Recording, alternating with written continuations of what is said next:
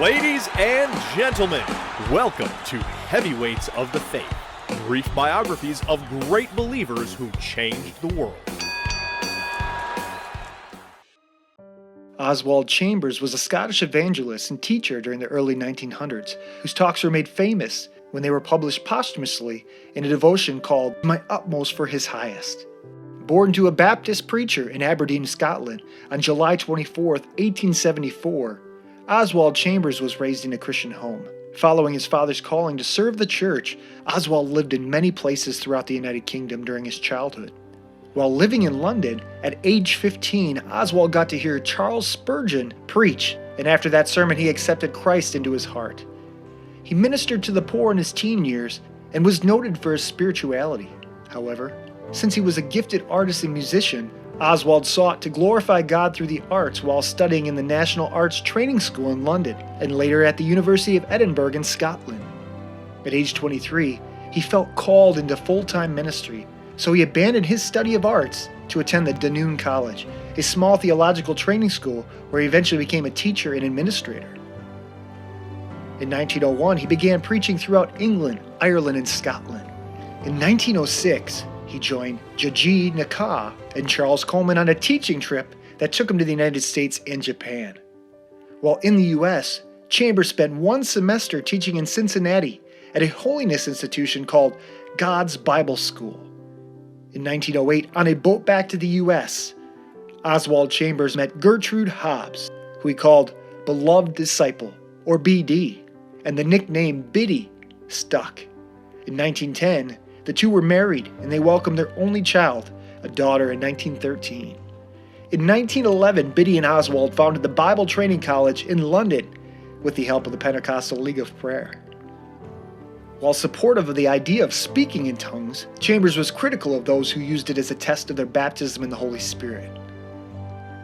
Over the following 4 years, Biddy and Oswald welcomed students of every age, education, and class, giving to everyone who asked. They accommodated 106 resident students over those 4 years, and by 1915, 40 of the students had become missionaries. Because of World War I, the Chambers suspended the school in 1915. Oswald then became chaplain for the YMCA, serving Australian and New Zealand troops stationed in Cairo, Egypt. Both the YMCA and the military he had intended the center to simply provide soldiers with an alternative to the local brothels. But Chambers started Bible classes there, rather than putting on concerts and movies. Much to his superiors' surprise, hundreds of soldiers packed the center listening to Chambers' messages. He offered free tea and cakes, rather than having the soldiers pay for snacks like the other YMCA centers. But it wasn't the free food that drew the men. Oswald Chambers had a personal appeal, a gift for speaking, and a genuine care for men.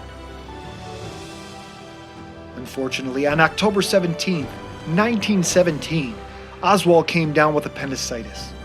He refused treatment, stating that the medical facilities were needed for treating the wounded soldiers. But he finally agreed to surgery on October 29th. Tragically, after the surgery, he suffered a pulmonary hemorrhage on November 15th, and he died at age 43. His wife Biddy had been training in shorthand and had taken meticulous notes during Oswald's teachings, both at the Bible Training College in London and at the YMCA in Cairo. After his death, she transcribed those notes and published them as articles and books. The most successful of the 30 books she published is My Utmost for His Highest. It is a collection of 365 daily devotions and about 500 words each, published in England in 1927 and published in the US in 1934. Since then, it's never been out of print, has sold more than 13 million copies, and has been translated into 39 languages. And now, it has a website, email, mobile app, and social media postings. Even now, Oswald Chambers' spiritual insight still guides people today into a more intimate relationship with God.